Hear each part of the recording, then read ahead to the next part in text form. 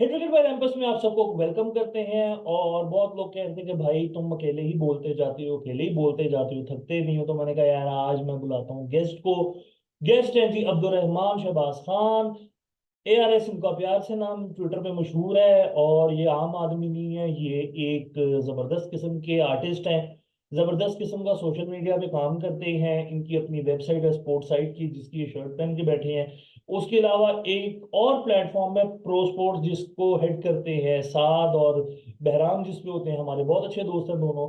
उनके साथ ये पूरे वर्ल्ड कप की कैंपेन कर रहे थे। तो और अब्दुल रहमान अपने प्लेटफॉर्म पे क्रिकेट, फुटबॉल, हॉकी, जितने भी स्पोर्ट्स हैं उन सब पे बात करते हैं। इनका ज्यादातर फोकस देखा है हमने क्रिकेट से हटके फुटबॉल पे होता है, जो कि बहुत अच्छी चीज है। जो सच्ची बात है, पाकिस्तान में बड़े ही कम कंटेंट क्रिएटर्स हैं जो फुटबॉल पे भी बात करते हैं। मैंने प्रो स्पोर्ट्स पे देखा है जब साथ करता है, या उसके बाद मैंने अब्दुल रहमान को देखा है जो कि करते हैं। क्योंकि क्रिकेट एक ऐसा स्पोर्ट है जो कि वैसे ही एक सिंगल स्पोर्ट बन चुका है पाकिस्तान का।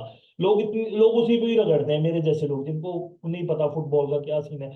अभी भी यूरो चल रहा है और मुझे पता है साथ ध्यान इसका यूरो भी है अब्दुल रहमान का। लेकिन मैं आज थोड़ा सा भी से टाइम निकलवाया है, मैंने मैंने कहा भाई टाइम अब चाहिए।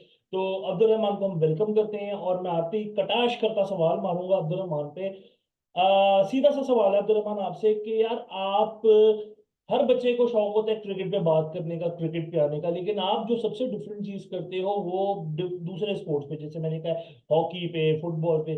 तो स्पोर्ट्स से क्या शुरू से ही ज्यादा दूसरे स्पोर्ट्स पे रहा है, या कुछ ये रहा है कि यार उन पे भी बात होनी चाहिए? इसमें क्या आपकी सोच है? जी ये बताओ। सबसे पहले बहुत बहुत शुक्रिया रामेश भाई अपने इस चैनल पे बुलाने के लिए। आपने बिल्कुल अच्छा सवाल पूछा है। अच्छा, मैं अपनी बताता हूँ। मेरा इंटरेस्ट स्टार्ट में जो था वो फुटबॉल पे ही था, क्रिकेट में नहीं था इतना। मतलब नॉर्मल लोग क्रिकेट खेलते थे। लेकिन 2014 में अर्जेंटीना वर्सेस जर्मनी का फाइनल हुआ। वहां पे अर्जेंटीना हार गई थी, तो वो एक हार्ट ब्रेक हो जाता है। तो फिर उसके बाद से फुटबॉल देखना बंद कर दी थी। फिर उसके बाद वो 2014 था, फिर 2015 का वर्ल्ड कप आया है क्रिकेट का।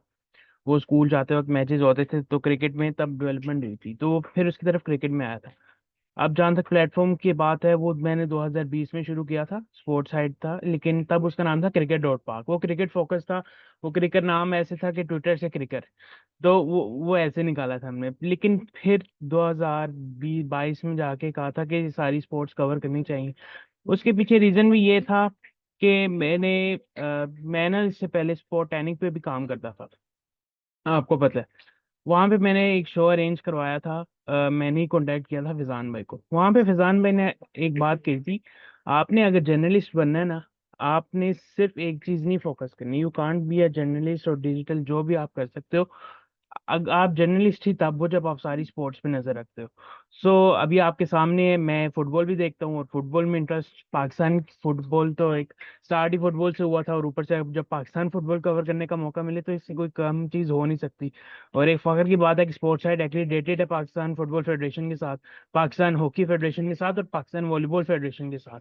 तो ये एक फखर की भी बात है, और एक हमारे लिए अच्छी बात है कि हम इसको लेके चल रहे हैं। और हर स्पोर्ट्स हमें कवर करनी चाहिए, हर स्पोर्ट्स पाकिस्तान की है, क्योंकि फिर ये इस तरीके से अगर हम सिर्फ वन स्पोर्ट्स नेशन बन के रह जाएंगे, क्योंकि जब तक हम दिखाएंगे नहीं। अब बेशक प्लेटफॉर्म इतने हाई पे नहीं है, लेकिन एक मीडिया है, और जब तक मीडिया किसी चीज को कवर नहीं करेगा वो चीज आगे प्रमोट नहीं होगा। यार आपने बड़ी जबरदस्त बात की है कि सिंगल स्पोर्ट बन रहे हैं और बन गए हैं। मैं सीधी सी बात करूंगा कि हम अब सारा फोकस ही इस वक्त भी, हालांकि यूरो चल रहा है, लेकिन सबका ज्यादा फोकस है कि पाकिस्तान क्रिकेट में सर्जरियां कैसी चल रही हैं। लेकिन एक चीज जो मुझे आपके प्लेटफॉर्म के हवाले से पसंद आई कि वर्ल्ड कप के दौरान भी आपने पाकिस्तान के जो मैच हुआ था, आई थिंक सऊदीया से था, 6 जून को जो हुआ था, उसको आपने काफी कवर किया, उस पर आपने बहुत डिस्कशन की। सुल्तान अजलान शाह का हुआ था महीना पहले, हम लोग तो थोड़ी सी बात करके करके निकल जाते थे, आपने उसका पूरा कवर किया, आपने हॉकी प्लेयर्स के साथ डिस्कशन की। मेरा, देखो वही वाली बात है, आपने बड़ी जबरदस्त बात की, फैजान लखानी की आपने बात की, जिन्होंने कहा था कि भाई अगर आपने करना है तो सारों को कवर करना चाहिए। तो अगला मेरा क्वेश्चन ये है जो उसके साथ मैं ऐड ऑन करूंगा कि अब हम देख रहे हैं कि आहिस्ता आहिस्ता लोगों में अब वो चीज नजर आ रही है कि अब लोगों का इंटरेस्ट वापस आ रहा है डिफरेंट स्पोर्ट्स में। हॉकी के मैचेस भी अब लोगों का थोड़ा थोड़ा इंटरेस्ट बढ़ रहा है। फुटबॉल में जिस तरह हमने क्राउड में देखा था कि जब क्वालिफायर्स के मैचेस थे, लोग कहाँ कहाँ से उठ के इस्लामाबाद गए थे। ठीक है, हालात नहीं है, स्पोर्ट की इंफ्रास्ट्रक्चर नहीं थे, आपने बड़ी दफा मुझे बताया कि मसले मसाइल क्या आते हैं, लेकिन एक जो हमें नजर आता है पैशन लोगों में देख के कि ये चीज वापस आ रही है, इस चीज को आप कैसे देखते हो फ्यूचर के लिए? कि किसी ना किसी ने बात करनी शुरू की, जैसे आपने की, या डिफरेंट प्लेटफॉर्म्स पे प्रो ने जैसे बात की, तो आहिस्ता आहिस्ता लोगों में इंटरेस्ट डेवलप हो रहा है। अब आगे ओलंपिक्स भी आ रहे हैं नेक्स्ट मंथ से। ओलंपिक्स में हमारे अरशद नदीम है, हमारे शूटर्स हैं जो जा रहे हैं, हमारे और भी डिफरेंट 6-7 एथलीट्स हैं सिर्फ। लेकिन वही वाली बात है, आई होप आप उस पर भी हम सब बात करेंगे। तो इस चीज को आप कैसे देख रहे हो कि अब हम थोड़ा इवॉल्व हो रही हैं? इस पे क्या आपकी टेक है? इस पे मैं एक बात करूंगा। हम जब अक्टूबर में कंबोडिया के खिलाफ हमने फीफा क्वालिफायर्स का राउंड 1 खेला था, तब हमें पाकिस्तान में, तब कंबोडिया आई थी और बड़े अरसे बाद ही क्वालिफायर पाकिस्तान में हुआ था। तब जब हमने एक्रीडेशन अप्लाई की थी, तब इतना मीडिया नहीं था। उस वक्त या हम थे, या फुटबॉल पाकिस्तान था, या प्रो था, और एक ऑन द माइक पॉडकास्ट है जो कि the number 1 football podcast of Pakistan. सिर्फ हम ये मीडिया थे उस वक्त। मीडिया रूम्स खाली थे। लेकिन उसके बाद उस दिन पाकिस्तान जीता, उस दिन सारे मेन स्ट्रीम मीडिया को भी होश आई कि फुटबॉल एग्जिस्ट करता है। फिर उसके बाद जब हमारी अगली एक्रेडिटेशन थी, तो मुझे ये मैसेजेस आए थे कि एक्रेडिटेशन मिलना मुश्किल भी हो सकती है, क्योंकि इस दफ़ा बहुत मीडिया ने अप्लाई किया। सो यहाँ तक बात आ गई थी। वही बात है कि जब तक हम नहीं दिखाएंगे, जब तक पाकिस्तान में मैचेस नहीं होंगे, जब तक फैसिलिटीज प्रोवाइड नहीं की जाएंगी, तब तक अवाम नहीं देखेगी। हम पहले बात करते थे कि पाकिस्तान में फुटबॉल कौन देखता है, और वो भी इस्लामाबाद में कौन देखता है। जब पहला मैच हुआ था तब ही रिकॉर्ड क्राउड आया था। और अभी फीफा क्वालिफायर्स के जो एंड हुए हैं राउंड 2, उसमें टॉप 5 में 2 बार पाकिस्तान है, 2 पाकिस्तान के मैचेस हैं। सो ये गौर करने की बात है कि पाकिस्तान में फुटबॉल देखा जाता है, और हमें बाकी स्पोर्ट्स से हट के इन पे भी फोकस करना चाहिए। जहाँ पे आपने बात की कि जब सुल्तान अजलान शाह कप हुआ था, तो उसपे स्टार्टिंग में तो कोई कवर नहीं था कर रहा, बल्कि किसी ने कवर किया भी नहीं होगा। उसके बाद किसी ने बात करके चले गए। मैं तब ये फोकस था कि बात करके क्यों जाना है, इनको आगे भी कवर करना है। उसके बाद नेशंस कप था। मैंने अप्रोच किया, जितने भी प्लेयर्स हो सकते थे उनके साथ अप्रोच किया। 2 प्लेयर्स थे, राना वहीद जो कि मैन ऑफ द टूर्नामेंट भी थे उस सुल्तान अजलान शाह कप के, और एक और एहतशाम असलम, बड़े अच्छे प्लेयर हैं। फिर उसके बाद अदनान जाकिर भाई जो कि एक्स इंटरनेशनल हॉकी प्लेयर है, उनको अप्रोच किया, उनके साथ एक प्रॉपर डिटेल पॉडकास्ट की। थैंक्स टू हिम कि उन्होंने टाइम दिया। उनको जैसे ही मैसेज किया, उन्होंने तो अभी भी मुझे मैसेज आया हुआ है कि जब भी आपने इसका पार्ट 2 करना है, मैं अवेलेबल हूँ। सो मतलब हर बंदा है, हर फील्ड है, हर कोई डिस्कस करना चाहता है। बस बात इतनी है कि आपने अप्रोच करना है, अप्रोच करने का आपका तरीका होना चाहिए। जब तक, मैंने वही बात पहले भी की है, हम मीडिया है, हमने दिखाना है। हमने नहीं दिखाना तो फिर किसने दिखाना? बिल्कुल सही बात की है अब्दुल रहमान। एक छोटा सा सवाल है, बहुत लोग आपसे भी करते हैं, मेरे से भी करते हैं, कि हम इसमें कैसे आए, हम कैसे करें, हम इस लेवल पे कैसे, अभी तो हम खुद किसी लेवल पे नहीं है। और लेकिन हम ये है कि अल्लाह का शुक्र है जितना भी है उस पे चल रहे हैं, आपके सामने ही है। चाहे मैं अपनी बात करूँ, चाहे हमारे साथ के जितने फेलो कंटेंट क्रिएटर्स हैं, बहराम साथ, जितने भी हम देखें, सब ग्रो अल्हम्दुलिल्लाह कर रहे हैं। आपकी ग्रोथ मेरे सामने है। बहुत लोग सवाल करते हैं कि जी कैसे, और इतनी फिर मेहनत नहीं कर पाते लोग। इस चीज को आप कैसे लेके चलते हो, और क्या इस पे आप गाइड करोगे लोगों को? ये बहुत इम्पोर्टेंट सवाल है, और इसमें लोगों को समझने की कोशिश है कि रात दिन रात, रातों रात नहीं आप फेमस हो जाते। अब प्रो स्पोर्ट्स की बात करते हैं कि प्रो स्पोर्ट्स बेशक लास्ट ईयर लॉन्च हुआ है। लॉन्च तो प्रो स्पोर्ट्स बहुत पुराना था। उसमें भी एक समझने की चीज़ है कि प्रो स्पोर्ट्स, प्रो पाकिस्तानी का एक प्लेटफॉर्म है। प्रो पाकिस्तानी 2008 से एग्जिस्ट करता है। वो एक प्रॉपर टीम है। उस प्रॉपर टीम का एक डिपार्टमेंट था जो उन्होंने स्टार्ट करना था। उनके पास फैसिलिटीज थी, स्टूडियो था, उनके पास एक वर्किंग थी, उनके पास जो जिन लोगों ने स्टार्ट किया था उनका काम बड़े सालों से कर रहे थे। अगर हम साद नासिर की बात करते हैं, साद नासिर प्रो स्पोर्ट से पहले उनका एक यूट्यूब चैनल था टेडी, उस पे पॉडकास्ट करते थे क्रिकेट के। मेहराम काजी की बात करते हैं तो उसके लिए तो हमें एक्सप्लेनेशन देने की जरूरत ही नहीं है। वो बंदा 2000, बल्कि हमारे साथ ही स्टार्ट किया था। 2019 में आप भी आए थे, वो भी आया था, मैं भी आया था, मैं एज ए ग्राफिक डिजाइनर आया बहराम था। देखो, बहराम ने स्टार्ट किया था मेरे बाद, लेकिन वो आर्टिकल्स लिख रहा था 2012-13 से, उसको एक्सपोजर था चीजों का। 19 से मैं देख रहा हूँ, 20 से आपको मैं देख रहा हूँ कि आपने वेबसाइट अपनी लॉन्च की, आप डिफरेंट प्लेटफॉर्म्स पे कर रहे थे काम, उनके लिए साइट पे चीजें कर रहे थे। 1-1.5 साल से आप अपनी वेबसाइट पे काम कर रहे हो। बहुत आसान होता है लोगों के लिए कहना यार कि बन गए हो जी कुछ, ये वो एक्रीडेशन हो गई, लेकिन लोगों को ये आइडिया नहीं ना कि कितनी मेहनत लगती है। मैं ये चाह रहा हूँ कि इस पे थोड़ा सा बताओ, जरा गाइड करो लोगों को आपके क्या हर्डल्स होती हैं, क्योंकि इसके लिए आपको क्या करना चाहिए, क्या होना क्या चाहिए। अच्छा, प्लेटफॉर्म मैंने बनाया था 2020 जनवरी। वो ऐसे बना था, एक इंस्टा पेज था, वैसे ही था, तो सोच भाई के साथ बात हुई तो वो बन गया। लेकिन मेन प्रॉब्लम, तब कोविड भी चल रहा था, तब इतना कोई इशू नहीं था, वो रेगुलर पोस्टिंग आती थी। मेन प्रॉब्लम आई थी साल बाद कि भाई इतना ग्रो भी नहीं हो रहा, क्या चल। लेकिन तब एक मोटिवेशन कहीं से आई थी कि नहीं, स्पोर्ट्स साइड एक प्लेटफॉर्म बनाना है। और स्टार्ट में हमने जब ये फारिग बैठे बैठे भी जब पेज बनाया था ना, तब भी मोटिवेशन ये थी ESPN से ऊपर जाना है। बाकी जितने प्लेटफॉर्म साइड पे आते रहेंगे, आए बेशक आए, जो भी साथ है, हमने उनको देखना ही नहीं है, ना हमने उनकी सक्सेस देखनी है। हमने देखना है बिजनेस पॉइंट ऑफ व्यू से लेके चलना है, इसको ESPN लेवल के ऊपर लेके जाना है कि जिसको भी जो न्यूज़ चाहिए वो स्पोर्ट्स साइड करे। लेकिन तब वेबसाइट नीचे बना सकते हैं, ऑब्वियसली आपको वेबसाइट बनाने के लिए एक टीम चाहिए होती है।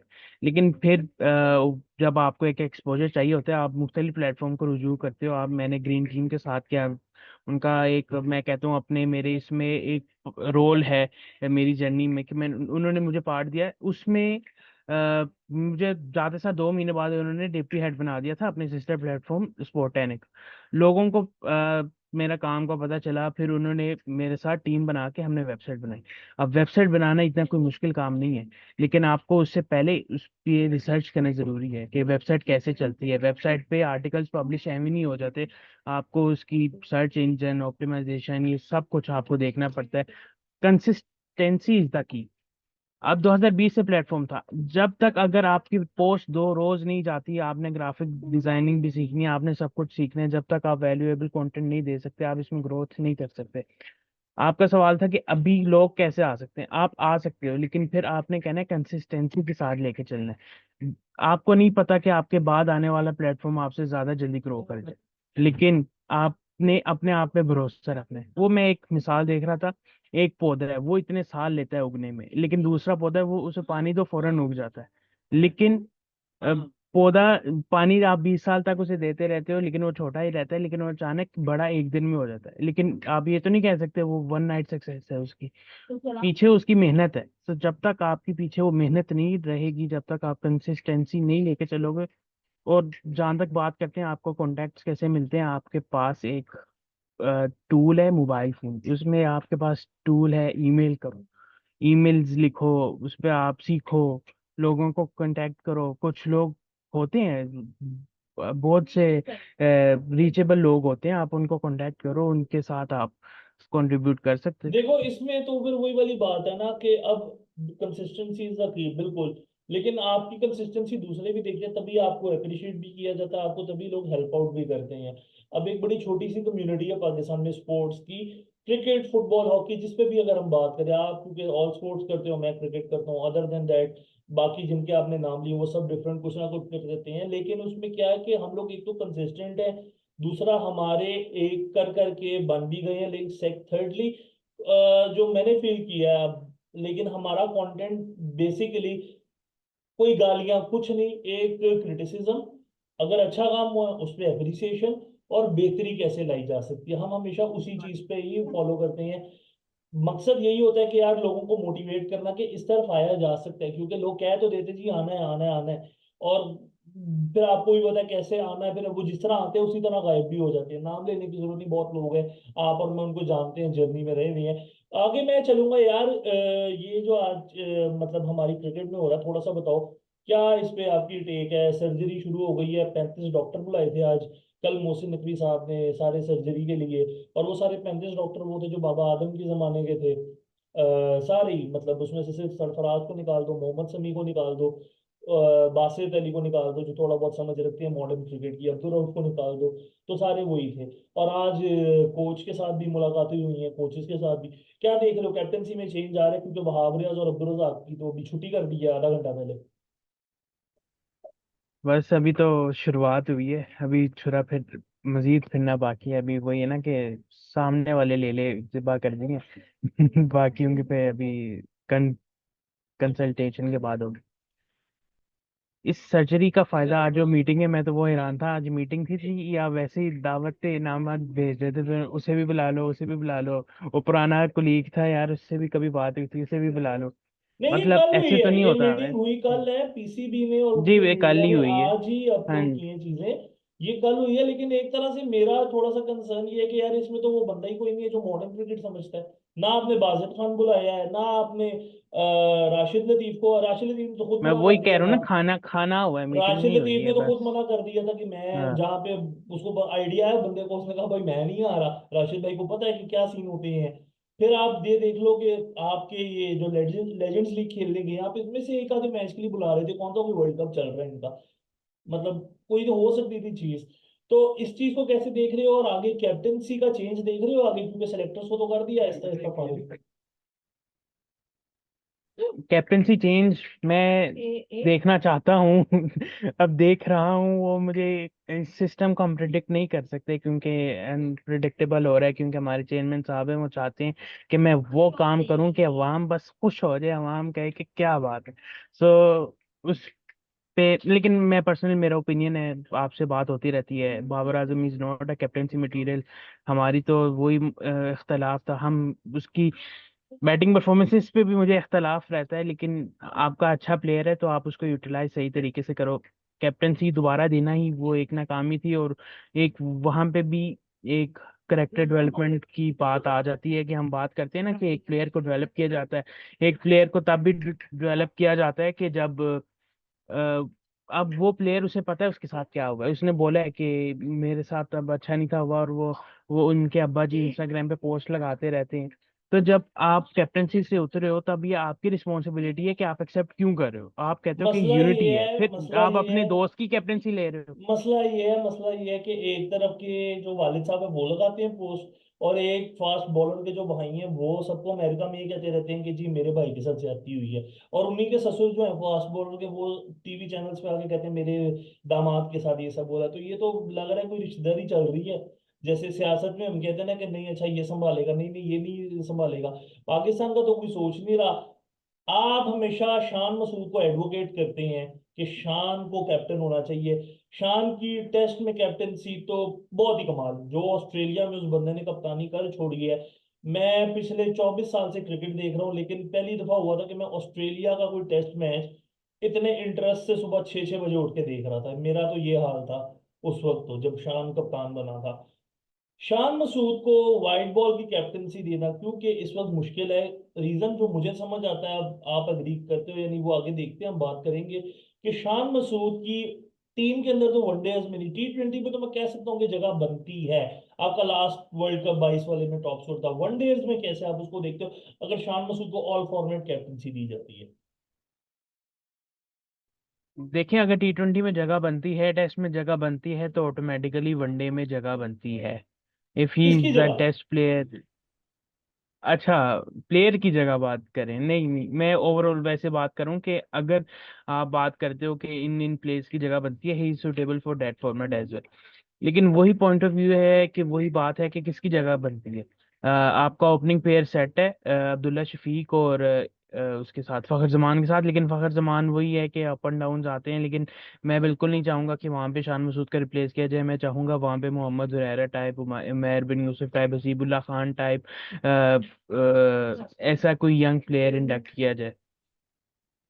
अगर चैंपियन ट्रॉफी की बात करते हैं, आप शान मसूद का एज एन ओपनर लेके आ सकते हो। लेकिन बात वही है कि he is playing at one down in test, he is playing at number 4 in T20 है। सो एक मिक्स मिक्स हो जाएगा। लेकिन वही फखर के साथ भी यही होता है कि फखर भी T20 में नीचे अभी खेलता आप है। ये देखो ना सो कि शान मसूद अभी जो काउंटी क्रिकेट खेल रहा है यॉर्कशायर की तरफ से, उसमें विटेलिटी में वो टू डाउन खेलता है। और जो first class number one day. 4, number 5। जी। तो वनडेज में से फिर कहाँ देख रहे हो, क्योंकि अब हमारा मसला व्हाइट बॉल में वनडेज ही आगे चैंपियंस ट्रॉफी है।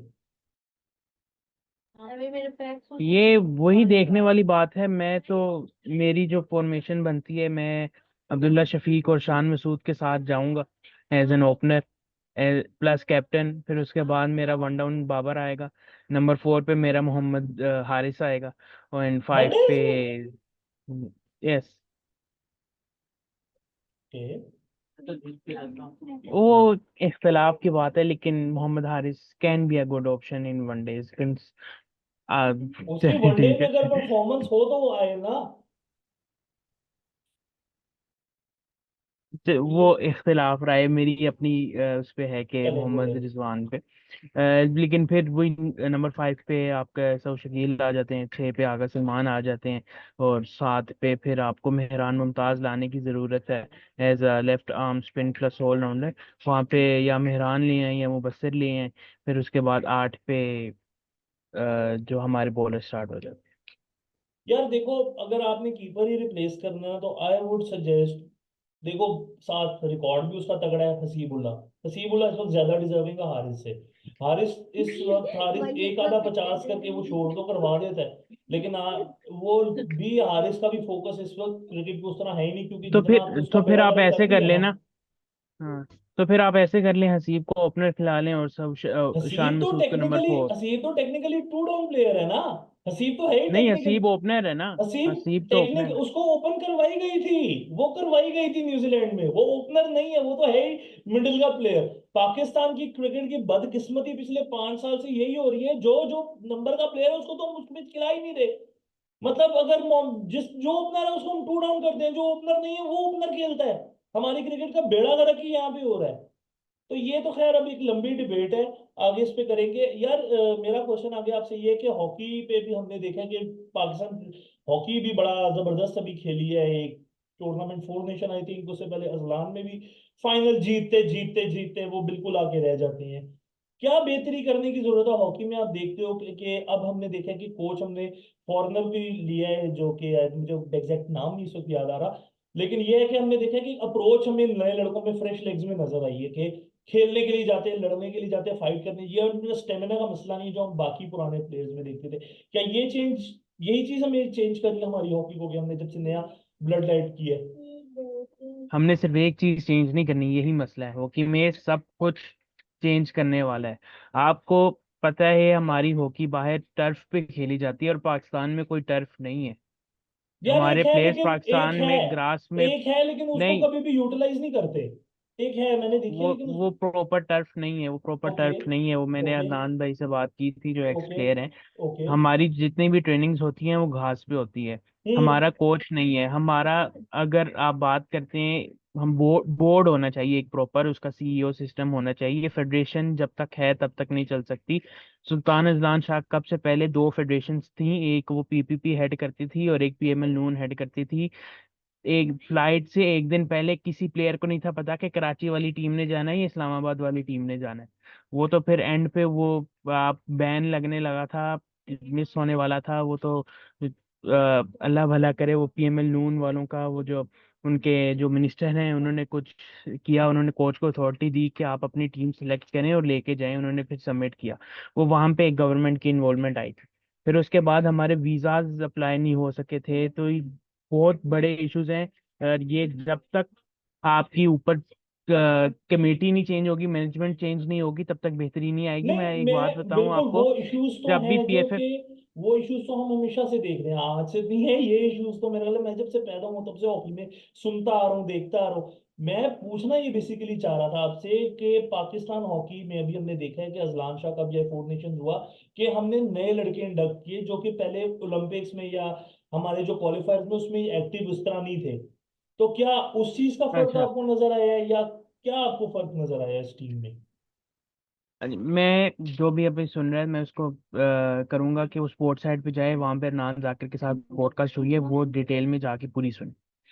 उन्होंने भी बताया था कि ये लास्ट ईयर ना 2023 में 2022 में अदनान भाई थे, कोच थे अंडर उसके अंडर 23 के, under 23 under 19 junior junior team के, सॉरी।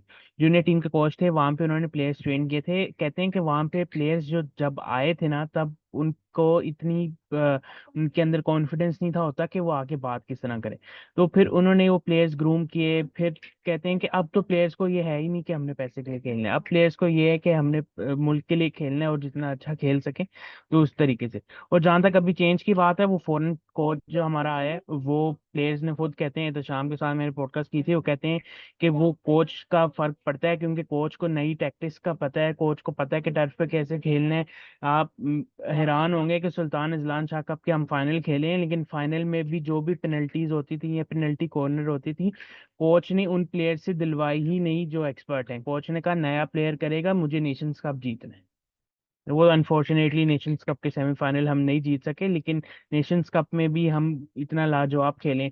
तो काम यही करने का है कि आपको एक प्रॉपर टीम बनानी है, उसमें को एक आपको एक स्पोर्टिंग स्टाफ बनाना है प्रॉपर, जिसमें कोच आता है, जिसमें मिसाजर आता है, जिसमें फिजियो आता है, जिसमें ये सब प्लेयर्स आते हैं, जिसमें सिलेक्शन कमेटी आती है। क्योंकि हम पाकिस्तान में देखते हैं ओलंपियंस, अब ओलंपियंस ने वो मैच खेल गए हैं, उसके बाद उन्होंने ना कोई कोर्स किया है ना कुछ किया है, वो आ जाते हैं, वो अपनी चलाते हैं कि भाई हमारे जमाने में ये हुआ था। आप ओलंपियन से पूछो, ओलंपियंस की अपनी फैमिली में से उन्होंने किसको हॉकी प्लेयर बनाया? किसी को नहीं बनाया।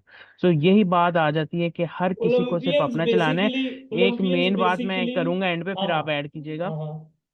आप देखते हैं बाकी बोर्ड्स होते हैं, वो अपने जो मीडिया होता है जो उस पे होता है, उस पे क्या लगाते हैं, ये प्लेयर की टीम है, ये कैप्टन है। आपको पता है हॉकी वाहिद है जिसपे लगता है कि फेडरेशन के चेयरमैन और ये, और बाद में नीचे छोटा सा यही वो प्लेयर्स मसला, के नाम अच्छा लिखे होते यही मसला हम फुटबॉल में भी इसी तरह की चीज ही देखते हैं कि उधर भी बदमाशी चलती है। आप मुझे बता भी रहे थे कि कई हैं। नहीं दफा नहीं आपको नहीं, भी। फुटबॉल फुटबॉल डिफरेंट है, वो बेहतर हो चुका हुआ है, वो अलग है। अच्छा वो हॉकी से बिल्कुल मुख्तलिफ वो चेंज हो है, गया उसमें है। ऐसा सीन नहीं है, नहीं, हाँ बिल्कुल। चलो ये ठीक है, यानी कि फुटबॉल हमारी अब एक जरा, क्योंकि यूथ इतना इन्वॉल्व हो गया है, लोग देखना शुरू कर चुके हैं, बात करने लगे हैं, तो अब जरा वो भी सीरियस हो गए हैं पीएफएफ भी के यार अब जरा थोड़ा सा लिया जाए, इस चीज को बेहतर किया जाए। इसको मैं फिर इस तरह ही समझूं बात को। बिल्कुल ऐसे ही है। और उस पे मैं फुटबॉल पे बात करूंगा कि हमारी जो फुटबॉल थी वो थोड़ी सी बेहतर चल रही थी, लीग चल रही थी, लेकिन फिर हमारे एक प्राइम मिनिस्टर आए थे जो कि स्पोर्ट्समैन थे, जिनकी हम सबसे उम्मीदें थी कि वो स्पोर्ट्स बेहतर करेंगे, लेकिन उन्होंने एक ऐसा चेयरमैन लगा दिया जिसने पाकिस्तान फुटबॉल का बेड़ागर्द कर दिया, जिसकी वजह से बैन हुआ पीएफएफ पे, पीएफएफ बैन हो गई। फिर उसको रिजोल्व किया गया, वो फीफा ने एक नॉर्मलाइजेशन कमेटी बनाई जिसके बिल्कुल चेयरमैन हारून मलिक बिल्कुल। साहब हैं। उनको एक्सटेंशन पे एक्सटेंशन अभी तो मिलती जा रही है, अभी उनको रिसेंट एक्सटेंशन मिली है दिसंबर तक की। नॉर्मलाइजेशन कमेटी ना होती तो अभी तक फुटबॉल जो आप बात करें ना, वहां पे दंगे फसाद चलते रहते हैं, वो सेम हाल था। वो फीफा को चलो क्रेडिट जाता है थोड़ा सा, नॉर्मलाइजेशन कमेटी आई, उन्होंने थोड़ा सा किया, वेरी मैचेस गुड। किए। उन पे भी बोर्ड से सवालिया निशान है कि वो अभी तक लीग लीग कराने में नाकाम है। उनके होते हुए एक प्राइवेट लीग आ रही है, पाकिस्तान फुटबॉल लीग, जो कि उनके होते हुए वो लीग का आना, फ्रेंचाइज लीग का आना, वो हमारी फुटबॉल के लिए डैमेज है। और वो एक अच्छा स्टांस पीएफएफ ने भी लिया है कि उसे डी नोटिफाई करती है कि हम इसके हक में नहीं है, क्योंकि एक ही अथॉरिटी है पाकिस्तान में जो कि करा सकती है फीफा के अंडर, और पीएफएफ जब से जो लीग अप्रूव नहीं होगी वो इलीगल करार दी जाएगी। सो फुटबॉल में हमें बेहतरी करने की एक ज़रूरत है, मेन है, हमें प्रॉपर लीग चाहिए, हमें फ्रेंचाइज लीग नहीं चाहिए।